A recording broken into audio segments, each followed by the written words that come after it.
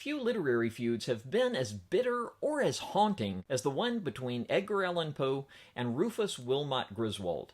And the wildest part is that it didn't even end when Poe died. Their story begins in the 1840s, a time when American literature was still defining itself, and literary criticism was as vicious as it was personal. Poe was already known for his Gothic tales and his sharp reviews. He was seen as a brilliant, polarizing figure who could make or break reputations. Griswold was a critic, editor, and anthologist with connections in every corner of the literary world. Both men were known to have pride that was matched, as usual, with thin skins. At first, their relationship was professional. Griswold included Poe's poetry in his influential anthology, The Poets and Poetry of America. Poe thought his work had been undervalued and poorly represented in the anthology, and he said so publicly. Griswold took that personally, and what might have been a polite rivalry turned into a quiet, festering war. They began sniping at each other in print.